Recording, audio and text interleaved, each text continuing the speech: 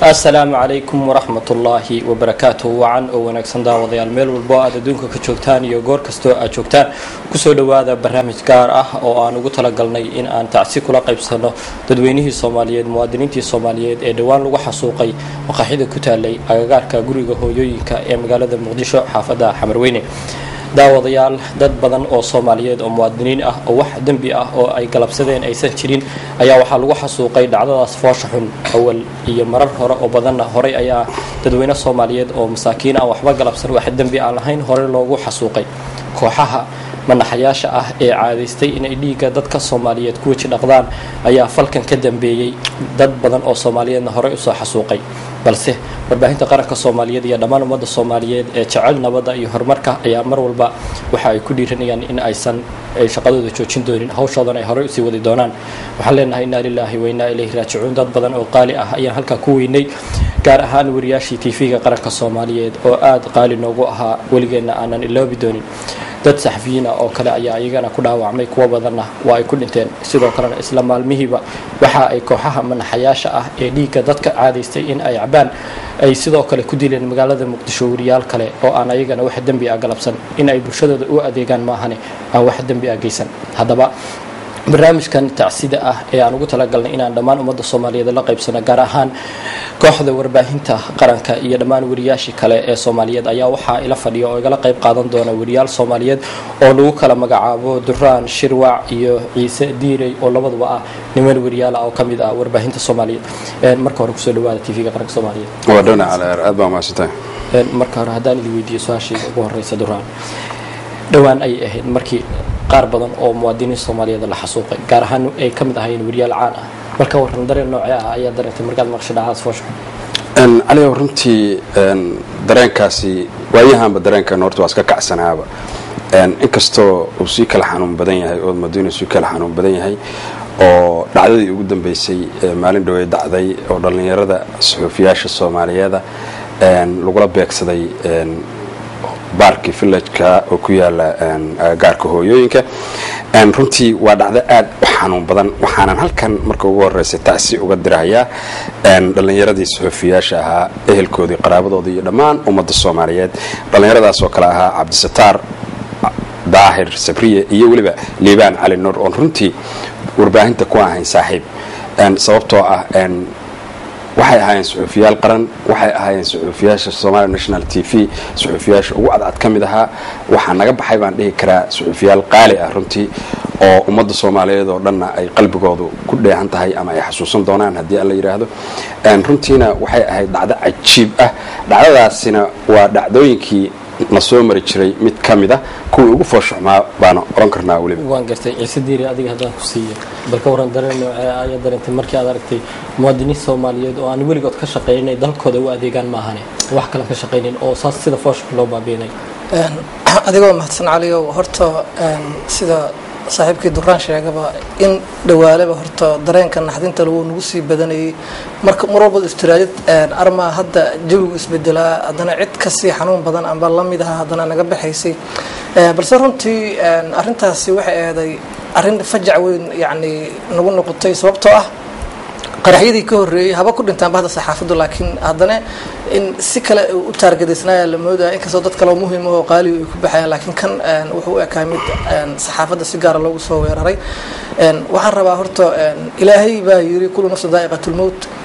qof kasta horta uu dhimanayaa ajashiisuna xilligii ku ekeeday ma dhaafayo sabab kastaba ha sababsado sidoo kale ilaahay waa ka yiri aynama takunu mitrukumul maut walaw kuntum fi burujin mushayyada nololbo aad joogtaan iyo dhismo kasto adagood gashaan horta geeridu ida haleelaysa hasan noqotay in kasto aayadahaas sabab kala duwan ay ku socdeen macnaheedu geeridan saxaafiyiinta lala beegsanayo runtii ka bahda saxaafadda ahaan waxaad moodaa in maadaama rag aan saaxiibanahay isku mihnadnahay aan yani macrifanahay ay yihiin inay haddana Soomaalidii faraha badneed ee aqoonyahan maamooyin wiilal yar yar siyaasiyiin xildhibaano lahaay oo dhimanaya hadana macdaalika bahdii aan isku groupkayna hadana marka sidaas oo kale lagu soo sheego aniga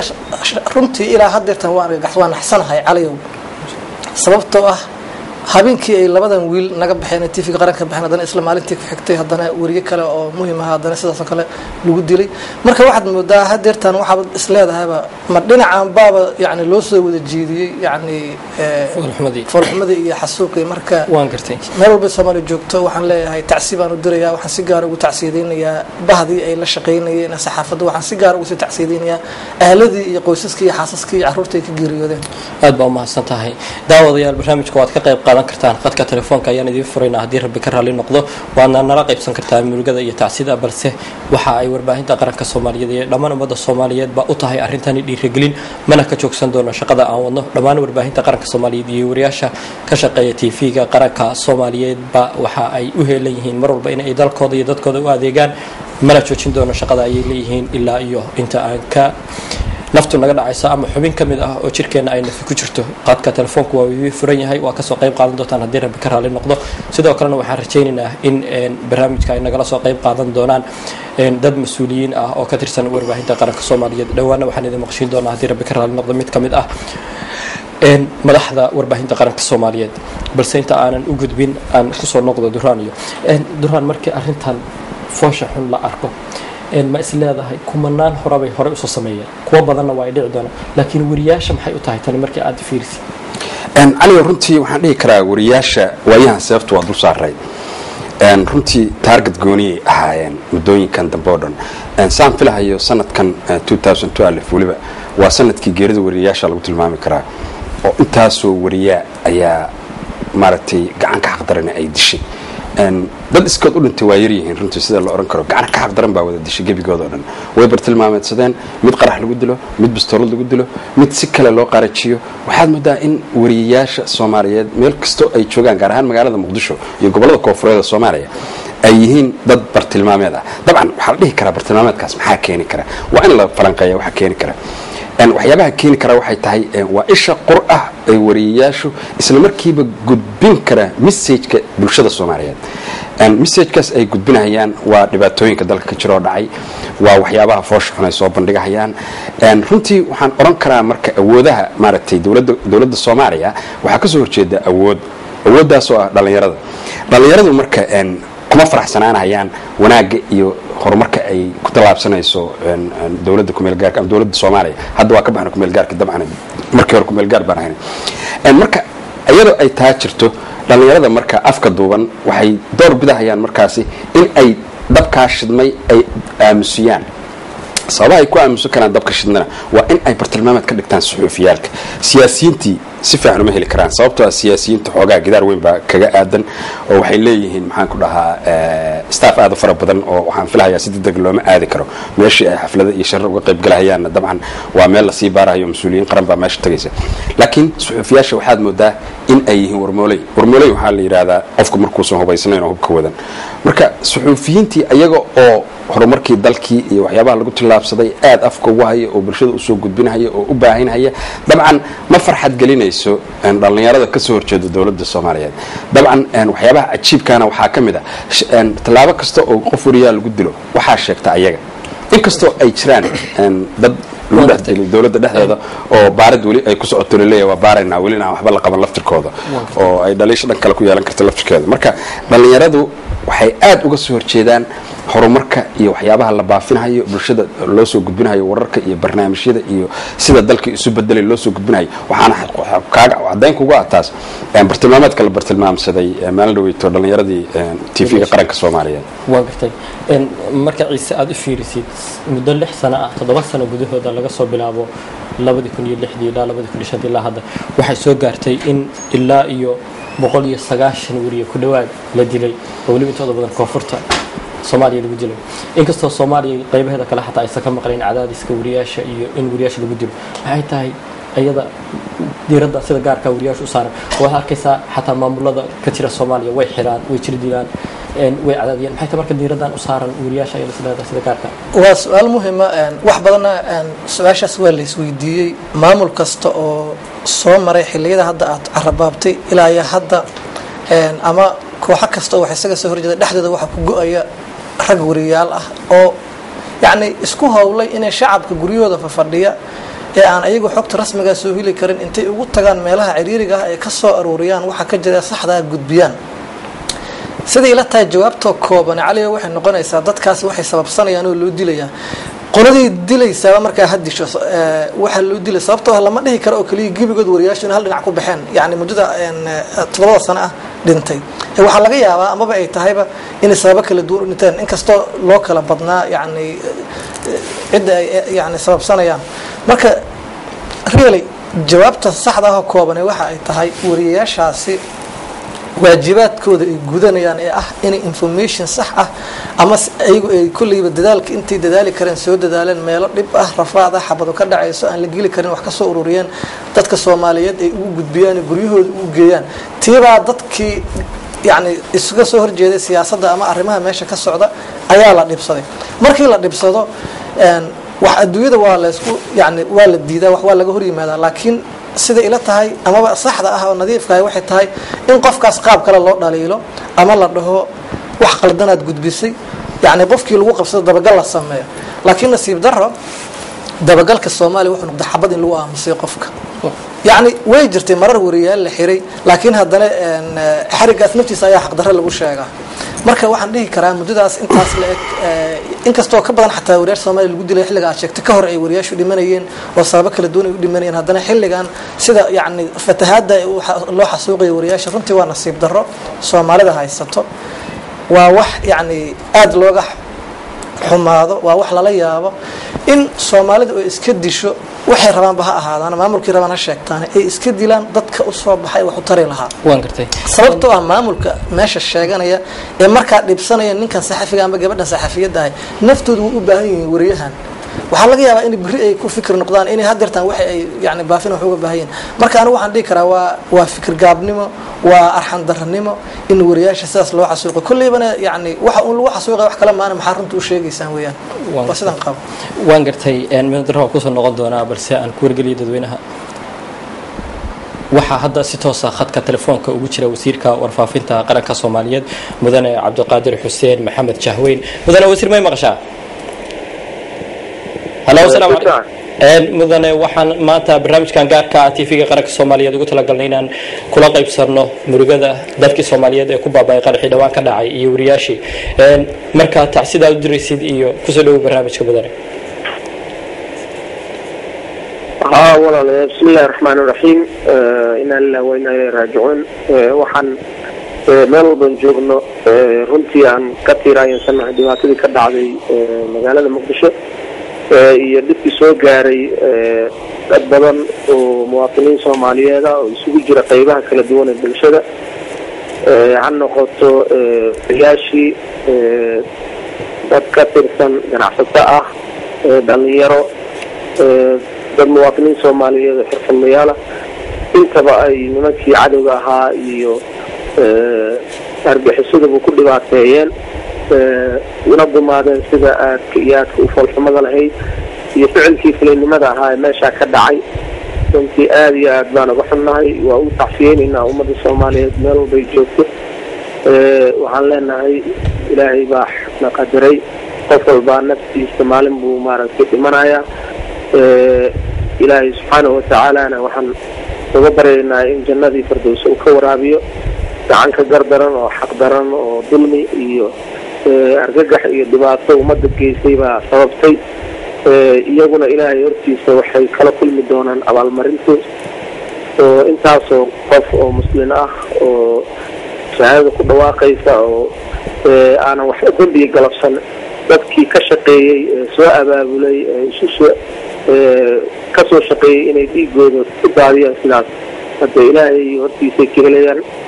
adduunka aakhirada waxaan leenahay ilaahay u naxariiso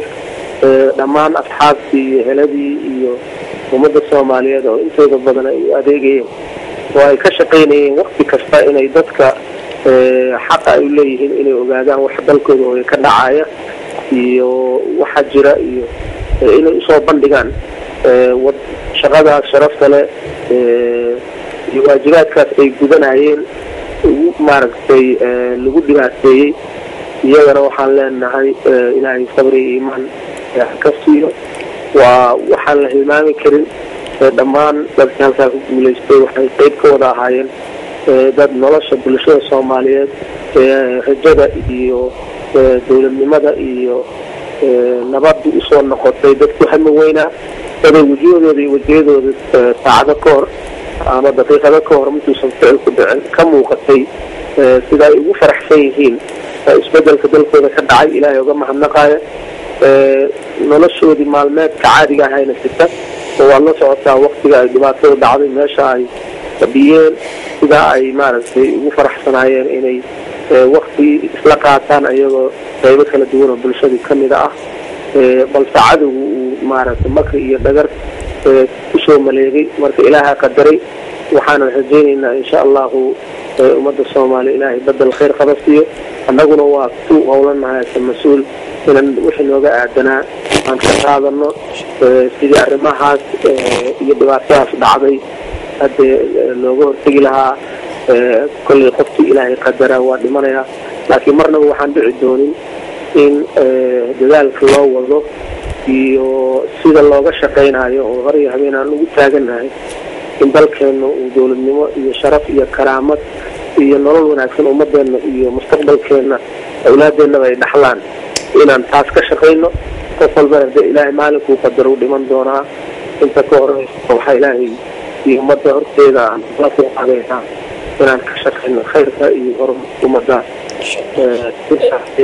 إن شاء الله مدنا وزير هدي أن لبس على ذا كلا كويدي وساشة ذا ورث مدنا وزير sidee maxaa lagu tilmaami karaa kooxahan caadaystay in ay dadka Soomaaliyeed dhiigooda banaystaan ee mar walba ka shaqeeya ummadan Soomaaliyeed ee horumarka higsanaysa in ay hanjabiyaan maxaa lagu tilmaami karaa bal ummadaas sida fooshkan u dhaqanta wallahi runtii ma jirto erayaan hadda ku sheegi karo ku dhigi karo eraygaasi soo galayaan wax lagu tilmaami karo ficilkaas qoolxumada badan leh oo aan islaamnimada ahayn oo aan maaragtay hadii ilaahay Soomaalinimada ahayn oo aan bini'aadanimada ahayn ay nimanka ku dhaqmayaan macnaha dad sida aan sheegnay waqtigooda caadiga fadhiya maaragtay muslimiin ah oo shahaado ku naftanaya oo ilaahay way shaqaba oo salaad ilaahay sugaya oo meel fadhiya oo isu salaamaya oo ismarxabeynaya dadka inay soo dhex istaagaan naftooda ku xalligaya ayagina xalligaya in horta dadkaas eray loo helo oo ficilkaas wuxuushnimada oo bini'aadanimada ka baxsan waxaan ku tilmaana ma naqaan waa waxaan dhaqan aan u lahayn waa wax laga soo min guuriyey dad shisheeye gaar ahaan dadka ajnabiga ahaa dambiilayaasha soo ahaa dalkoodii iyo dadkoodii soo kharibay inay maaragtay iyagoo ka faa'iidaysan duruufaha aan lahaan ku sugnayn inay noo soo dhuunteen iyaga keliya nooma soo dhuumana fikradahoodii iyo aragtiyadoodii islaamnimada ka fogay oo bini'aadanimada ka fogay oo ay dambiilayaasha ku ahaayeen inay dadkii soo dhex geliyaan oo ay maangaadkii iyo dadkii kale oo naftooda ka quustay sababtoo ruuxa gaaray inuu naftiisa xalligo waa ruux marka u horeysa ku qancay qiimo darrada naftiisa marka diin maaha diin ilaahayna shaqo kuma leh qofkii qof muslina gardarro ku dila ilaahay subxaanahu watacaala wuu cadeeyey in ilaahay caradiisa uu la kulmaayo in ilaahay jahannamo iyo naar uu gelinayo uuna ku waarayo naxariis ilaahayna uusan helin marka in ilaahay ku cadaabo maaragtay dhibka ay geysteen lagulana xisaabtamaayo waa muuqataa ficilkaasna waa ficil aad u foolxun qof bini'aadana oo tilmaami kara iyo wax lagu tilmaamana ma la garanayo oo aan ka ahayn cadowtinimo oo aan ka ahayn iftiinkaas iyo nabadaas iyo Soomaali inay hadda garatay inay ka gudbaan caqabadihii culayskii dhibaatada jira in haddana mugdiga lagu celiyo oo dad la galo si ay ayagu ugu helaan ama gabaad ugu helaan dulmiga ay wadaan marka ficilka noocaasa waxa weeye tilmaamtiisu waa midaas ilaahayna raalli ka noqon maayo ummadana raalli ka maaha mana laazimi doonto waana sunno ilaahay waayo wixii makri ah ilaahay baa maaragtay dhagartaas ay maleegayaan ka abaalmarinayo annaguna dadaal iyo waxaan la hortagaynaa inaan wajahno wada kasta iyo dariiq kastana looga hortago ilaa ilaahay uu zuuliyo dulmiga qoosha xun. waan gartay mudane wasiir wariyaashu guud ahaan ama kuwa qaranka ama kuwa kale ee madaxa bannaan waa isha bulshada Soomaaliyeed isku xirta ee fartiinta u gudbisa ee ayagu si guud ummadda wax ugu iftiimi kara marka maxay tahay dardaaranka aad dhammaan wariyaasha Soomaaliyeed u direysay mudane wasiir dhammaan wariyaasha iyo inta saxaafadda ka shaqeysa ama wararka qora ama ku shaqeeya warbaahinta la iska arko ama la iska maqlo ama mid la qoro intaba marka hore sidaan hore ugu sheegay waa uga tacsiinaya dhibaatada dhacday annagu waxaan dardaarkaygu yahay waxa aad haystaan iyo waajibka aad gudanaysaan waa waajib runtii ummadiina iyo qarankiina iyo dadkiinaba aad uga saaraysaan mugdiga iyo jahliga xog war la'aanta macnaha insaanka qofka bini aadanka hadduusan la socon waxa dhacaya hadduusan ogeyn xaqiiqda dalkiisa iyo deegaankiisa iyo guud ahaan dunida uu ku nool yahay waxa ka socda hadduusan la socon wuxuu noqonayaa qof bini aadan oo nool ma noqonayo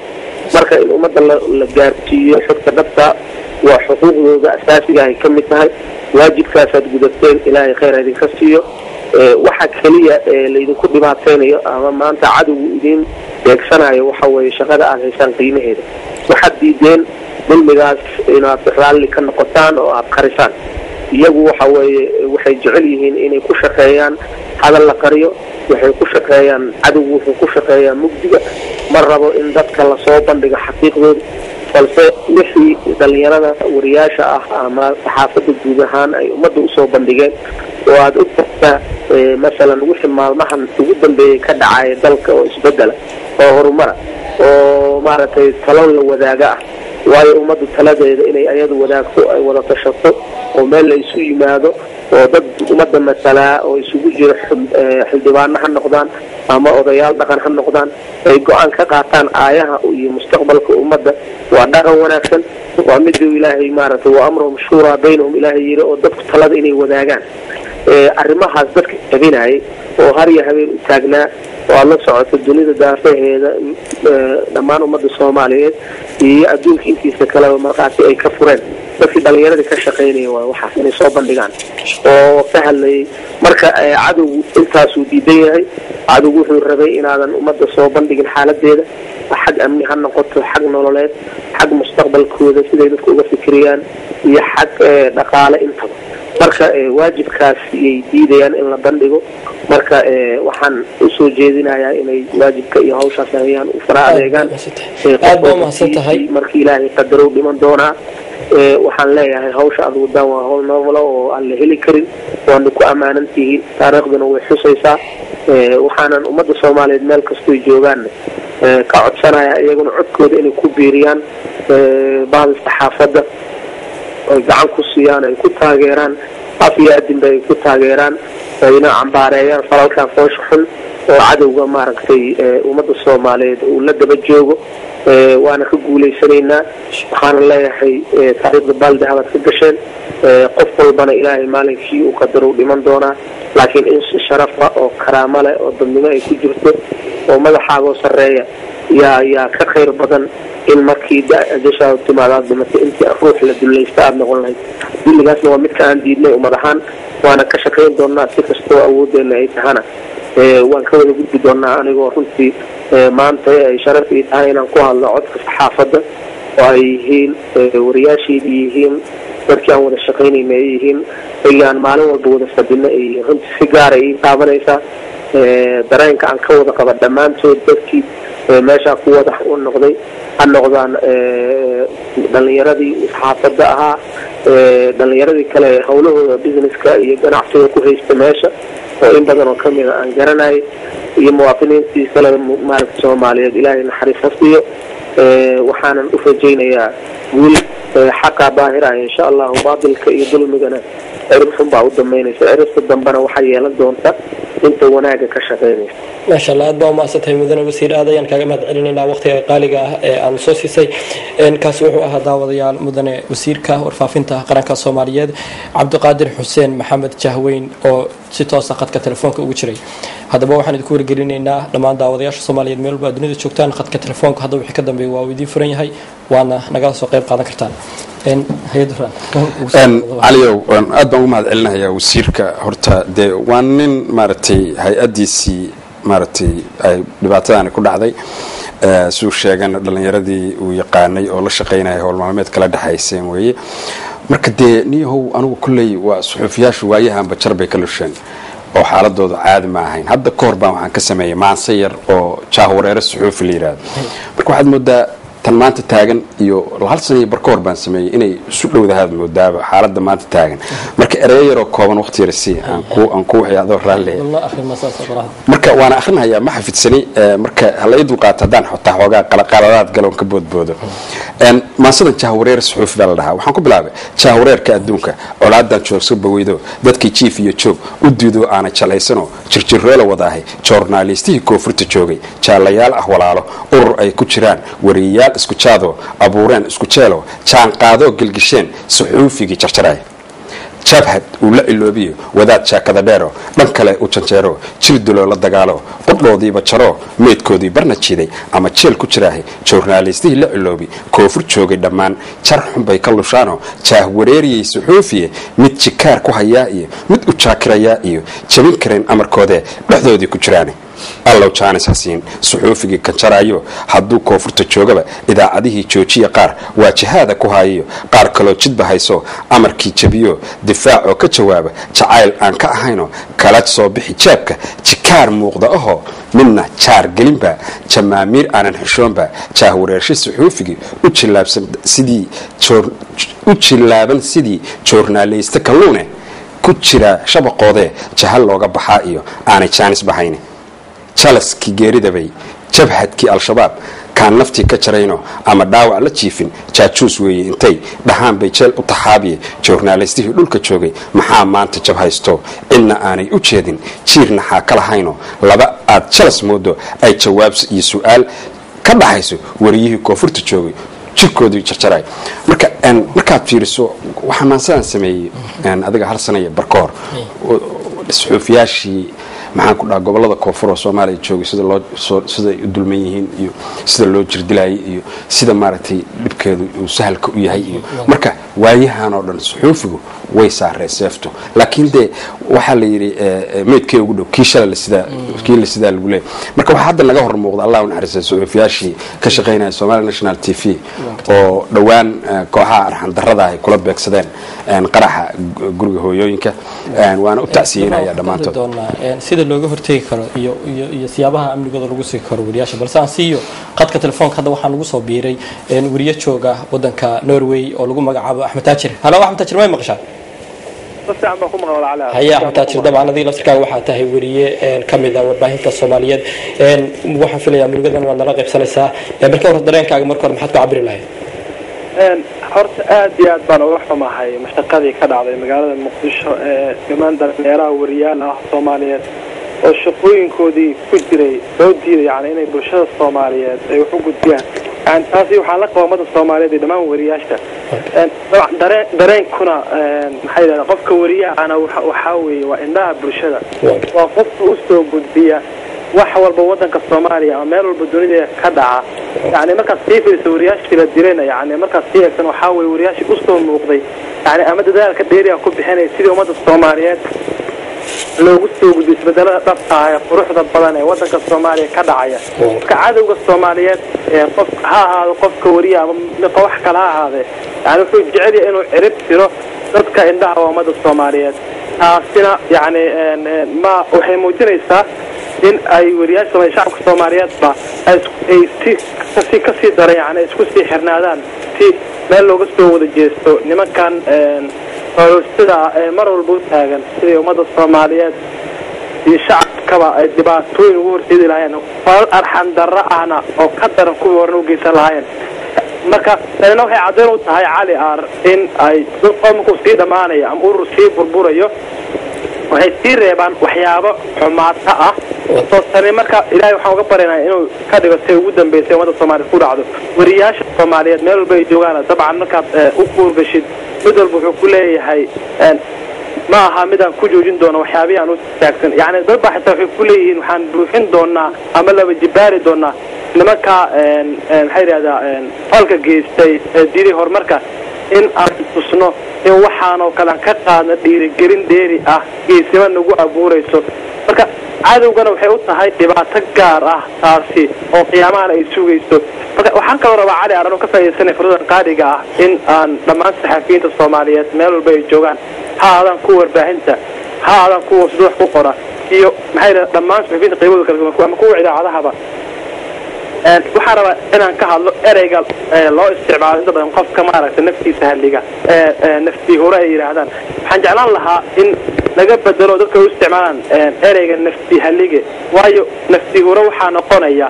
cabdisari wariyaashii Soomaaliyeed meesha u daa naftii hore ah oo naftooda u horay sidii ummadda Soomaaliyeed ay u tusay xaqiiqda dhabta wadankooda ka jirta iyo qaabka horumarada loo gaari karo iyaga naftii horeyaal ahaa marka nimankan kale falka noocaas geystana يعني إني ورياشة أو استعمالان. واقرتي أحمد تجردان سؤال أذيك سجارة كويدي الورياش ملو بقى يشوجان بقى ووحى ورك كسو قد بيا قليها مارتي من حياشة ليك دتك بنيستا مركا tilaabada wariyaashu waa dadka ugu badan oo dhibka ay u geystaan marka wariyaashu miyaynan cunaqabatayn karin oo ay wararkooda iyo hadalhayntooda iyo magacooda ay iska dayn karin si magacoodu uu baabao waaba si baabay horta cayaar waa su'aal fiican wariyuhu wuxuu u taagan yahay waxa weeye in uu gudbiyo waxa dhabta markaas taagan nimankani yani wariyaashu way kala duwan yihiin oo wariyaashu ma kuwa isla marka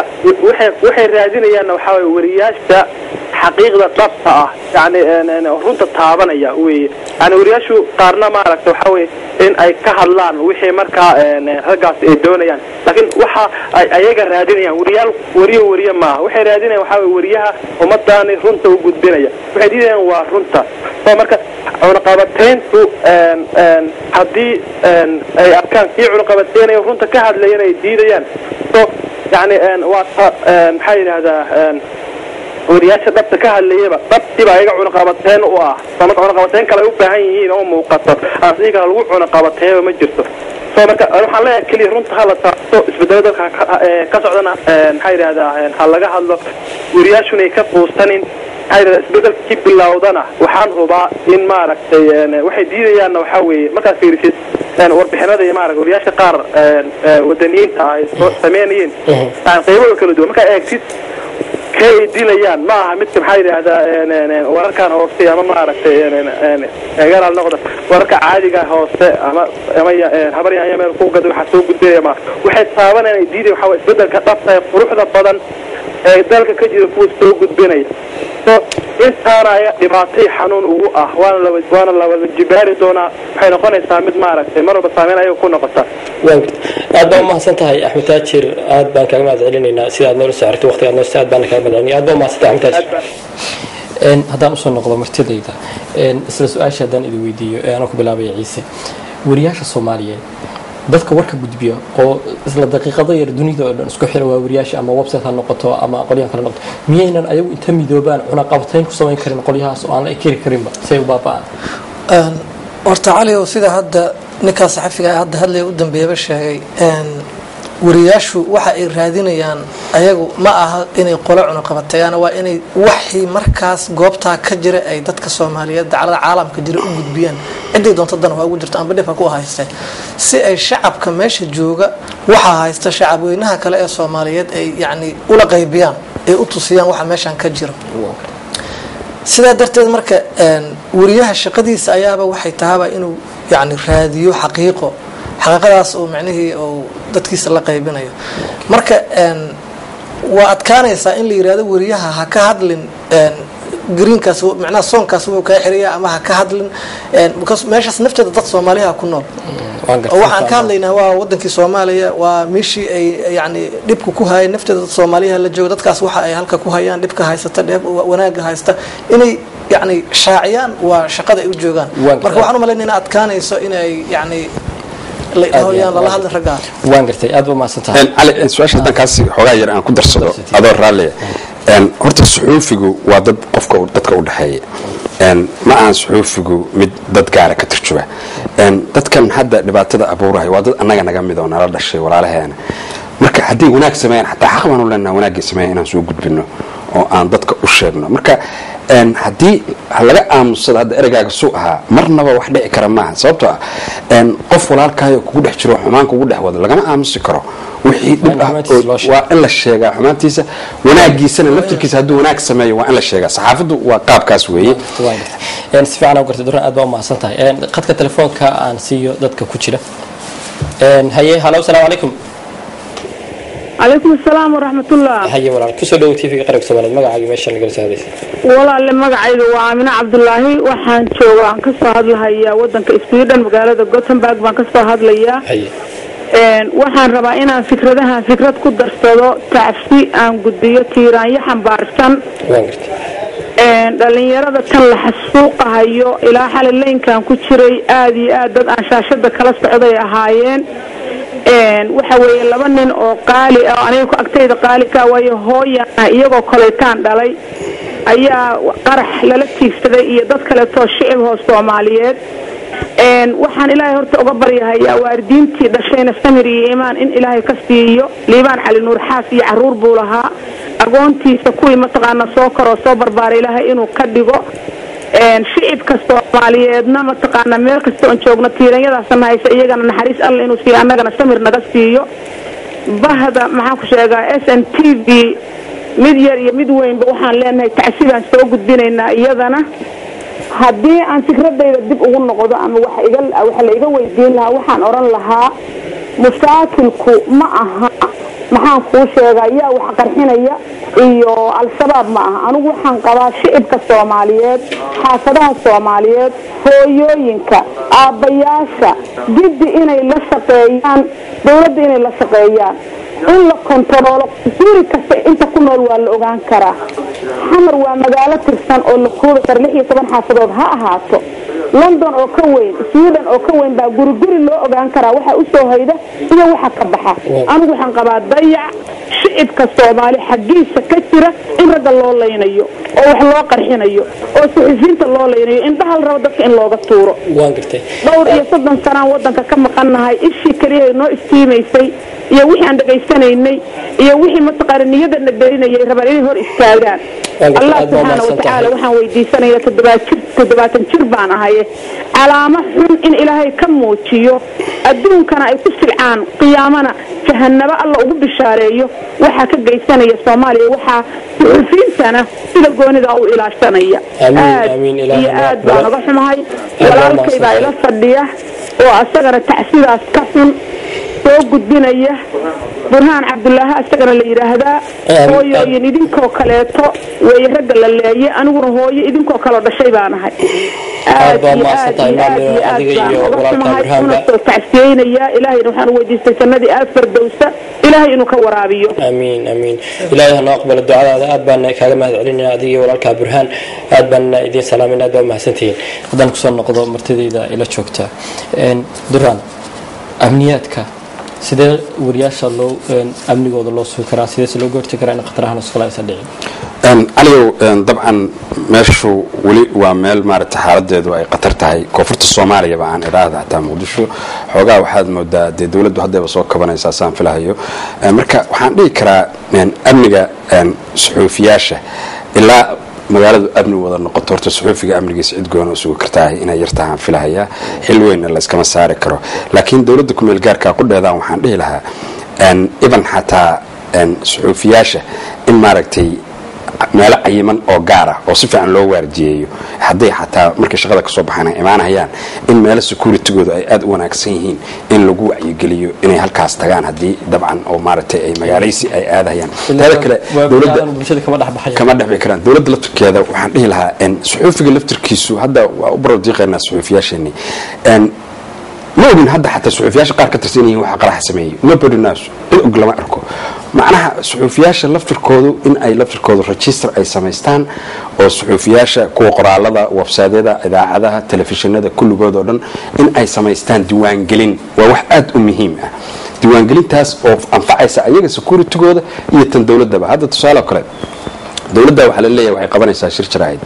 shirka jaraa'id dawladda qabanaysa saxaafadii oo dhan baa imaanaysa la leeyahay dadkan ayaga oo dhibka abuurahaya waa kaan kara way meel walba ka soo galayaan idan xataa xididada dhiig meel kamid ay ka raacayaan suxufiyaasha laftirkooda ku soo darsan karaan dad laftirkeeda meesha waa ku jirtaa marka diiwaan gelinta suxufiga wuxuu muhiim u yahay security-ga dawladda iyo security-ga suxufiga intaba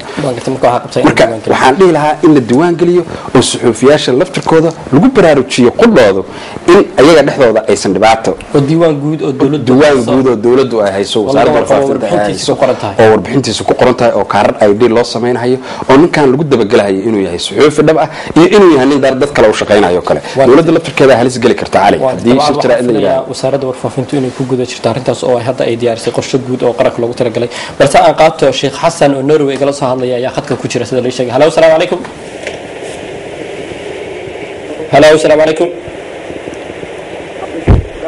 hello waxaan filayaa Sheekh Xasan uu maqli laayahay waan ka gudbayaa haddaan ku soo noqdo Ciise wariyaashu ma aha dadka kaliya oo dhibka sida gaarka u qabo bulshada ayaa la qabtay bulshaduna waxay ka mid tahay wariyaashii iyo bulshada kaleba waa bulshada oo lama kala tagayo marka tilaabo nooc ayaa bulshada la gudboon in ay qaado maadaama si amni ay u hesho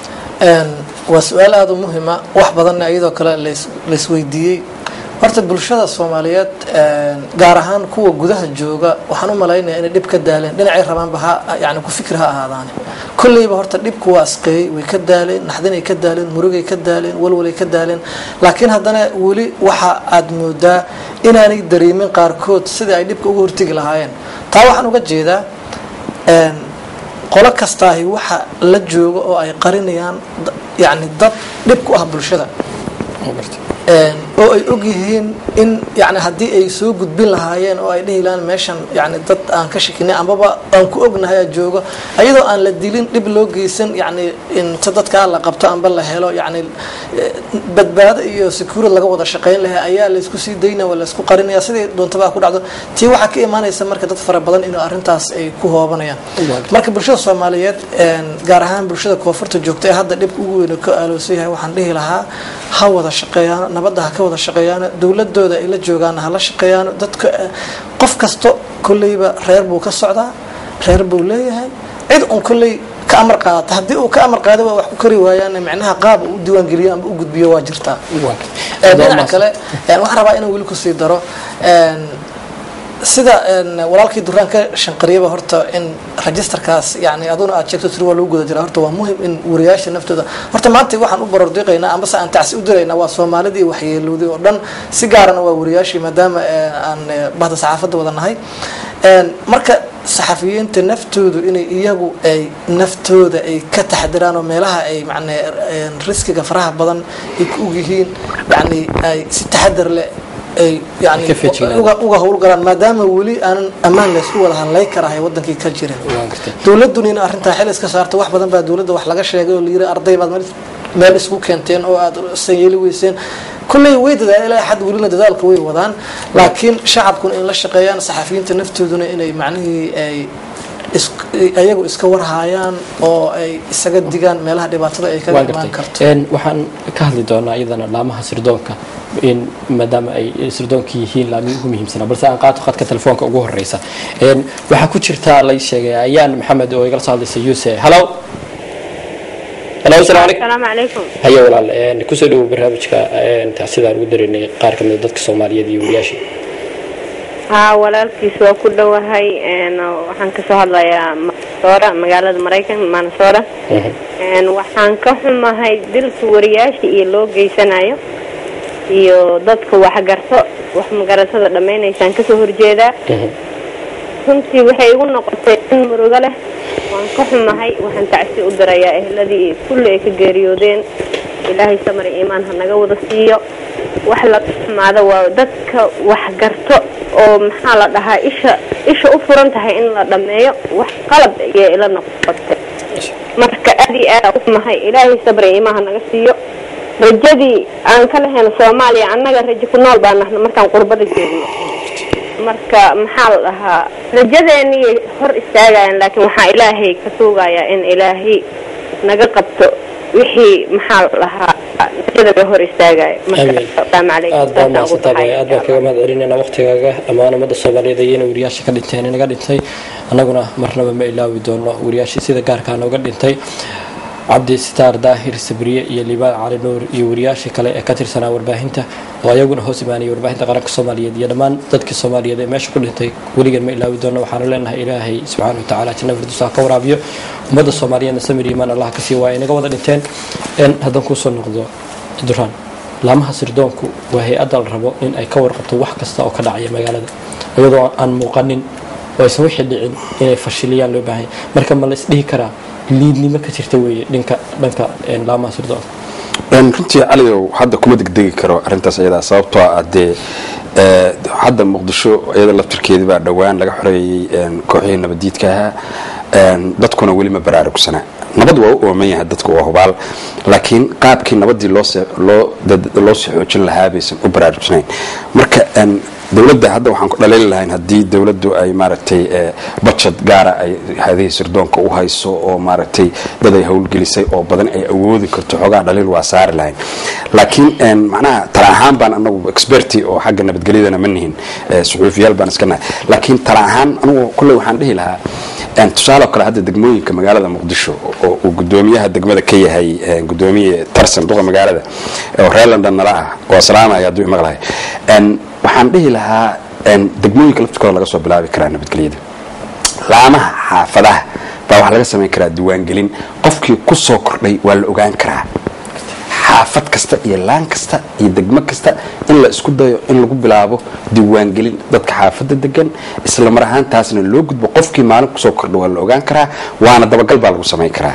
dadka ku dhex jira ee dhibka abuurahayana si dhib yar baa lagu ogaan karaa waxaa jirta dadkaan dad caadi ma aan caliyo laskama aadan kara xataa hay'adaha sirdoonka waxaa jirta hooyo magaalada degan oo laga yaabo inay 4 wiil leedahay wiilasheeda laba kamid ah waxa laga yaabaa inay aaminsan yihiin madhabada ay raggaan ayaga aaminsan yihiin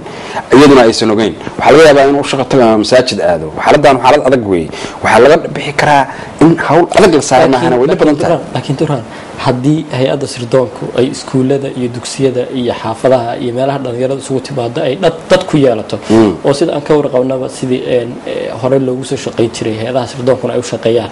bulsho kasta oo 7 qof ama 10 qof oo gaaraysa oo meel isugu timaado waa in 2 ama 3 ku leeyihiin cali waa runtaa laakiin horaan kaaga cudur darto waxaan ku yiri dawladdu waxaan ku eedayn karin budget baa loo baahan yahay marka hawsha sameynaysid you have to go budget fiican inaad haysato waay oo dadkii wardoonka ahaa aad ku fangareynaysid way gaari doontaa laakiin abuurkii in la bilaabo geedka waa la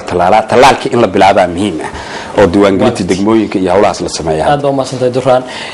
waxaa hadda si toos ah soo gaaraysa in maleeshiyaadka al-shabaab ay baaba'een oo dabar go'een ay sii marayaan meeshii u dambeysay ilaa iyo 300 oo qof oo kamid ahaa askartii u shaqeyn jirtay ee fikirka khaldan ku shubeen ayaa maanta ka soo goostay kuna soo biiray ciidamada xoogga dalka Soomaaliya dhawaan ayaan idin tusi doonaa muuqaal aad uga heli doontaan ayaga oo jabay oo sii baaba'ay maadaama awalba ay hore u baaba'een kooxihii dadka iyo dalka Soomaaliyeed u diidana inay nabad iyo horumar gaaraan waan ku digan doonaa waana nala daawan doontaan balse aan qaato hadda waxaan ugu soo biiray khadka telefoonka Hanad Hiraabe oo jooga London hello assalaamu calaykum عليكم السلام ورحمة الله وبركاته بسم الله الرحمن الرحيم إنا لله وإنا إليه راجعون مركو وهو الرئيس وحان حلقا تحسيد كيران يلا أغدريا إهلكي قرابدي يدمان أمد الصوماليات حسوقي وحسن ماذا ها اللوغيستي ورياشي تيفي قرنك الصوماليات يسعفيين تيكالة مالين دراتو كنا فواي حسوقي مقايدي قرق غيوين كاللوغيستي يدكي الشعب كلا هايو مساكين تاها وعن وحبات دنبي عنقشن وديقو دمشا لغودا دي ومرغو ورين تيرانيا ومثل غحمادو waxaan ilaahay uga baryayaa dadka inay xaq gacan ka daran baadishay ilaahay inuu jannadii fardoosa ilaahay ka waraabiyo amiin waana wax laga xumaado aad looga marugoodo in maanta lagu laayo dad aan waxba galabsan oo shacaba in dhiigooda la xalaashado masha Allah markuu taasaan kaga gudbayaa waxa weeye horta hore maanta waxa weeye Soomaali waxaa la soo gudboonaatay marxalad aad u adag barnaamijka si fiican baa la socday waxyaalo badan baa ka falan qoonaysan muhiimadu waxa weeye shacabka Soomaaliyeed hal midooban inay kaga midoobaan tan nabadgelyada ammaanka dalkooda ayna ogaadaan inay ammaanka dantooda ay ku jirto. waxaa kaloo muhiima in ay la shaqeeyaan dawladda iyo hay-adaha nabad sugidda isla markaana ay ogaadaan in kooxaha nabaddiidka ah inay yihiin dad shacabka ku dhex jira. shacabka haddii isku xiran noqdaan oo ay ammaanka dawladda kala shaqeeyaan ammaan baa la helayaa. waan gartay si fiican aad baa umahadsantahay hanad waan maqlaa fikirkaaga waanu noo soo gaaray aad baan kaaga mahad celinaya. aan qaadano daawadayaal hadda clip ku saabsan jabkii foosha xumaa ee gaaray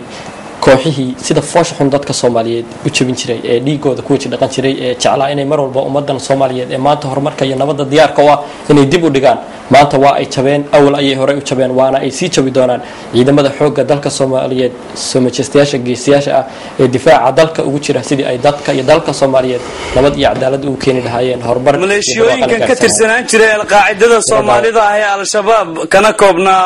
rag dhalinyaro ah iyo kuwa meel dhaxaad oo isugu jira maleeshiyooyin ku sugnaa qaybo kamid ah gobolka Shabeellaha Dhexe iyo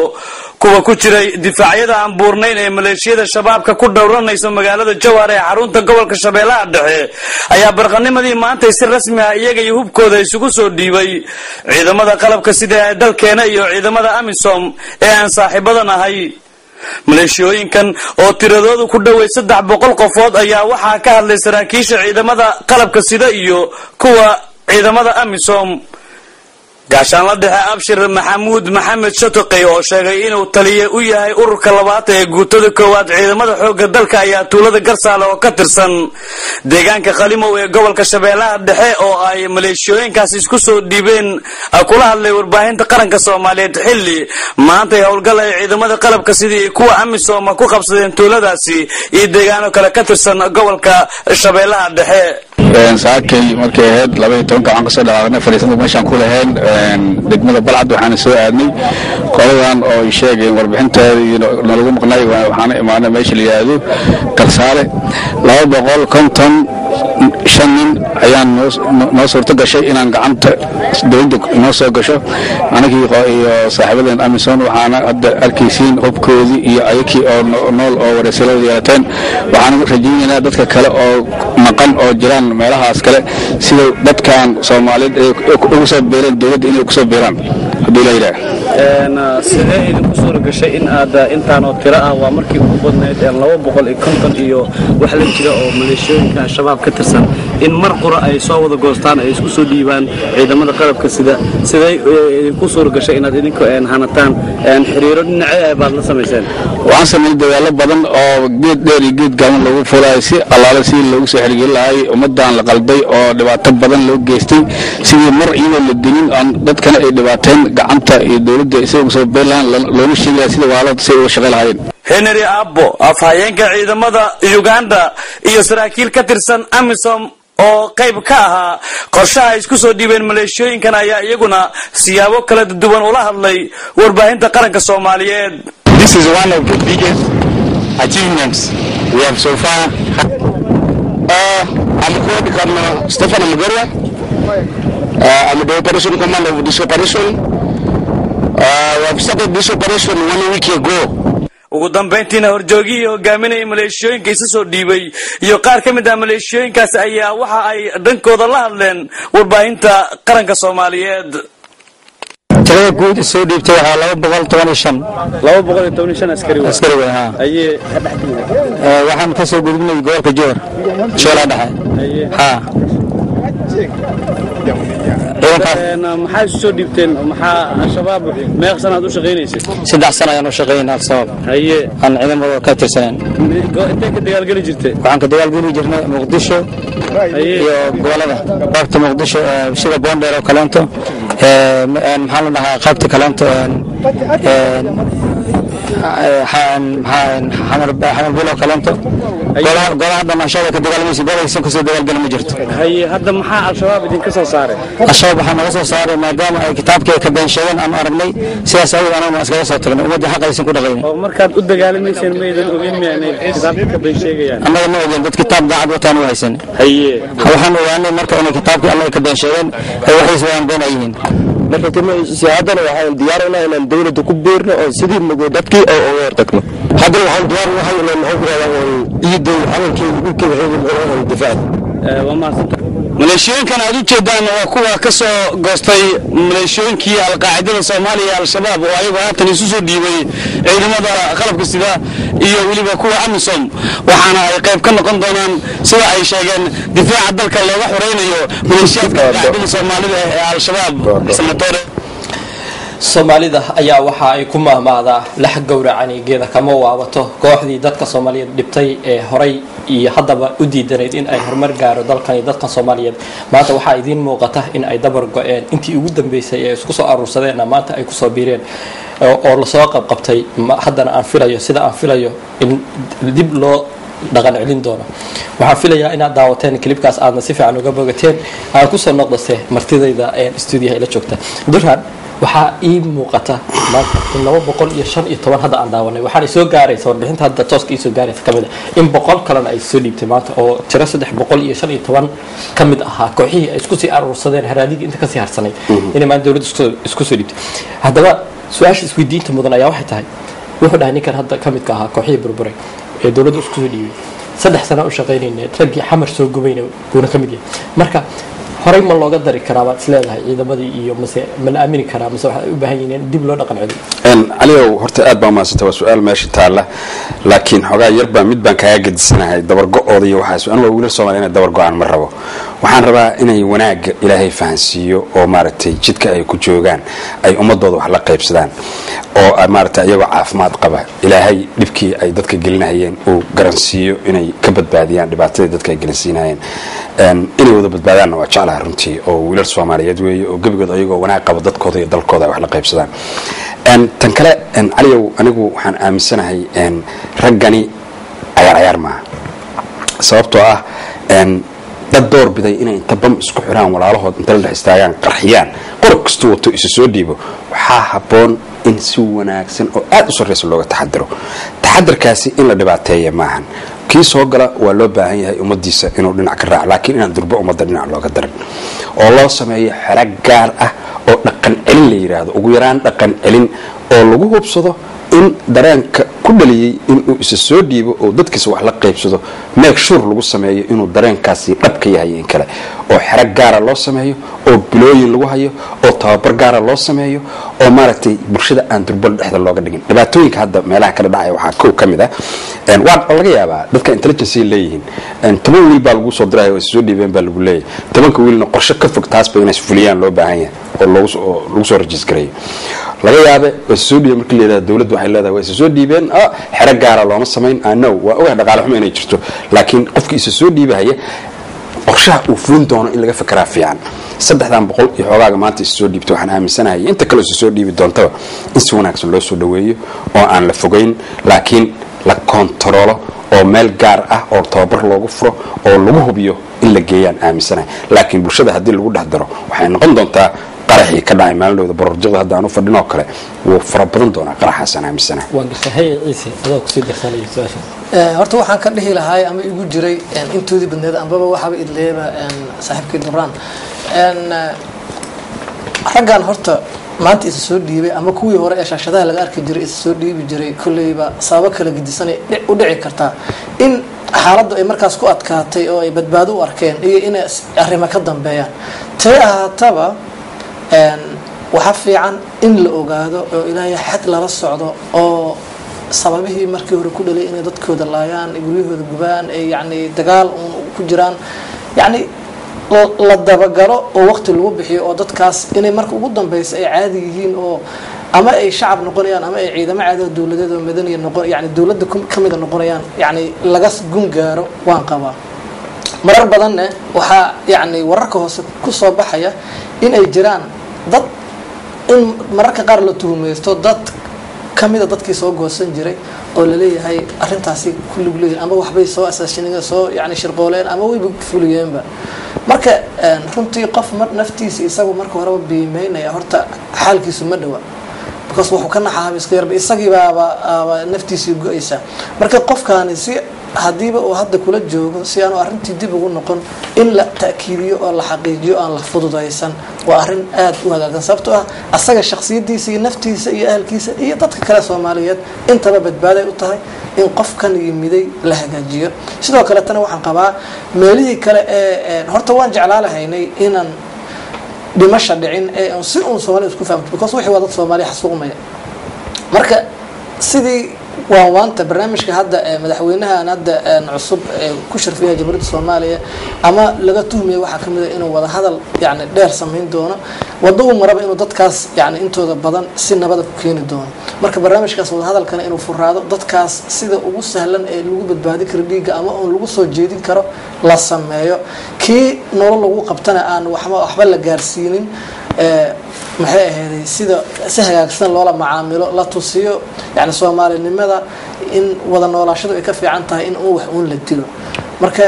يعني كل اللي واحد أنا قاعد يدينا هاي إن سيدا وجود الدكتور بدأت كل واحد كذا كلا سواق وانا يصبت وحتى فكر كأكاد فوق المرتين وان قرتي من اللي كرهت لا بدن هذا ما أنت سدح بقول سوق قصتي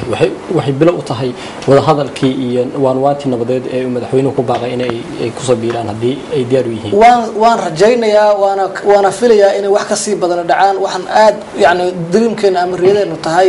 إن اللي يرى فرب بدن صبت حسيت كان اللي يرى واي أيجا نفتو سواق كل بمش وجودان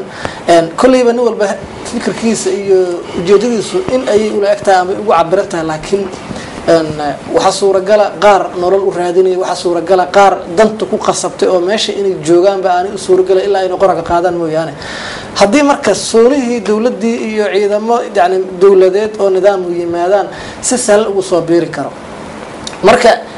dadkani kulliba waa dalad guud laakiin way kala gidisayeen anu waxaan aad u dhibsaday dadka Soomaaliyeed inta dad la xasuuqa sheeganaya kulliba waxa suuragal ah yani adduunyada Ilaahay inta dunida la joogo waxa jiro isku dhigma in ayagan on yani adduunka inta la joogo cid ay sheegato ma jecli waxaan jeclaalaha in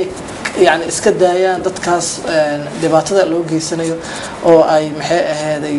fahmaan bal nolosha qiimaheeda iyo in dadka la xasuuqin waan gartay dadkan hadan su'aashan adoo dabcan wax raacsanay su'aasha saafilay waxa aad qabtay inaad raacsato laakiin hadan su'aashida ugu dambaysa ku weydiiyay barnaamijka kooxahan nabadiidka ah waxa jira qaar kamid ah oo ogol in ay Soomaalinimada ogol oo laga yaabay hadii wada hadal la furo in ay soo maartay ku soo biiri lahaayeen dawladda Soomaaliya dadka Soomaaliya waxa ka warqabnaa qaar kamid ah inaysan waxyaabahan kale aysan sheeganin laakiin dantu ku khasbayso marka sidee ugu fudud oo kooxahaas oo kale lagu soo hadeyn karaa lagu soo celin karaa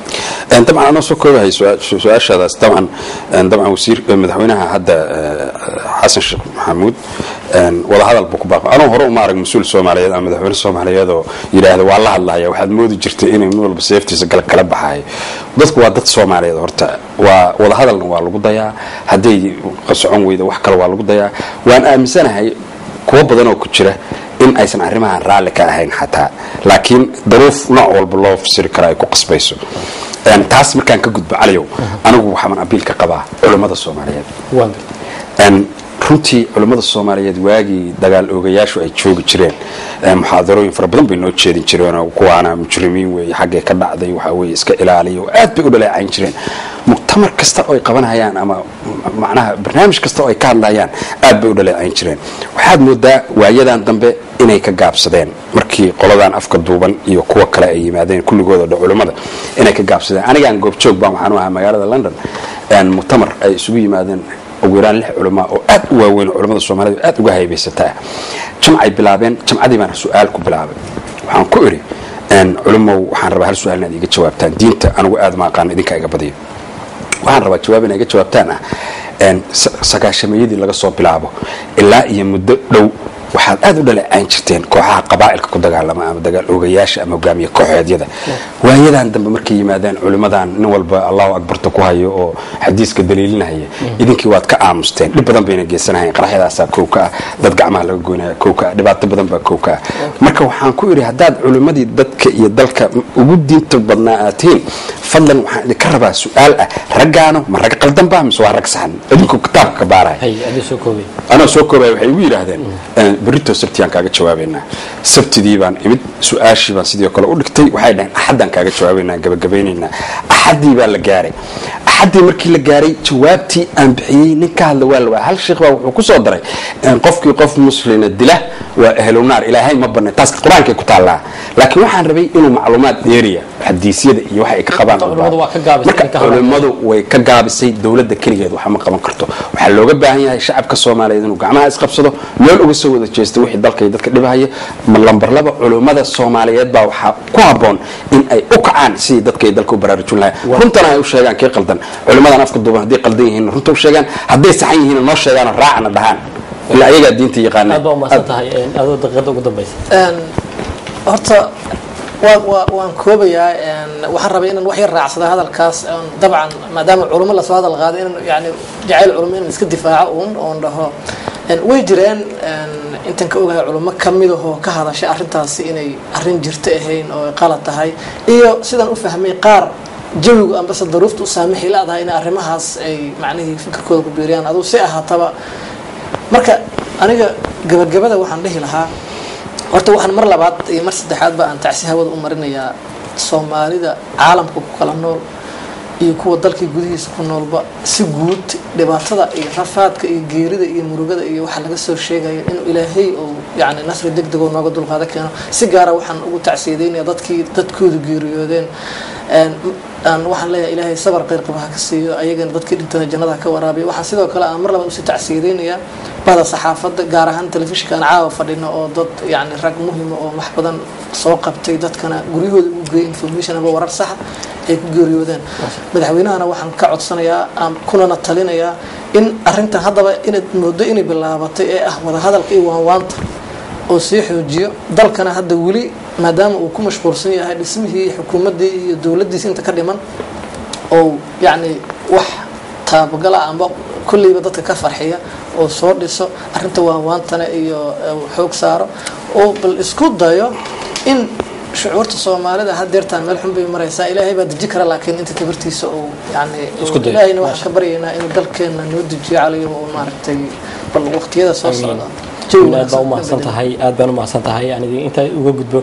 saaxiibaday Durraan iyo Ciise Diirow oo igala qayb qaadanaya oo ah saxafiyiin Soomaaliyeed daawadayaal barnaamijka taas ayaan kusoo gabagabayn doonaa balse inta aanan gabagabayn wariyaasha warbaahinta qaranka Soomaaliyeed hal daqiiqo oo kamid ah noloshooda inta nafta ay ku jirto marnaba kama daali doonaan in ay u shaqeeyaan dalkooda iyo dadkooda Soomaaliyeed haddii iska daa laba ama saddex kamid ah haddii 10 kamid ay dhintaan xataa halka qof ee soo hara ama qofka soo hara inta ay xubin kamid ah jirkiisa ay dhaqaaqay doonto ma dayn doono shaqada uu dalka dadku haysto tarina waxa inoo tahay dhiirigeli aan qaato codka agaasimaha guud ee warbaahinta qaranka Soomaaliyeed oo asagu arintan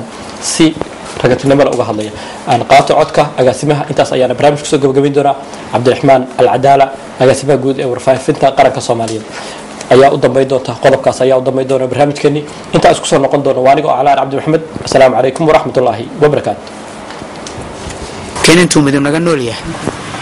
annagoo og inaan go'aanka al-shabaab raggaas u dhimanaa u dhintaan Ilaahay qadarkii uu qadarina maalmahaas dhintaan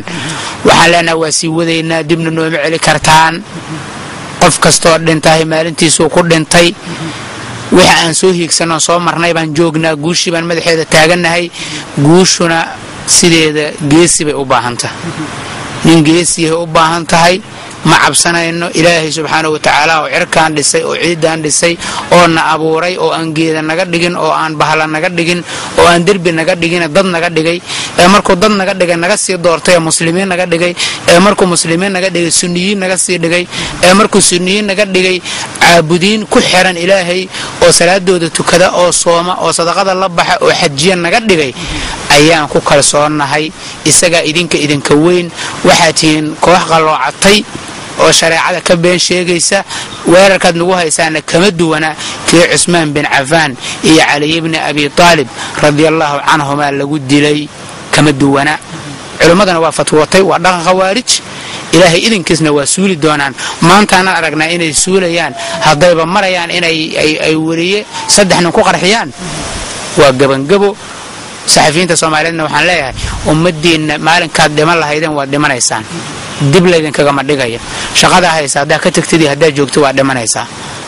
wallahi waa dhimanaysaa oo billahi waa dhimanaysaa oo tallahi waa dhimanaysaa maalinka dhimalahayd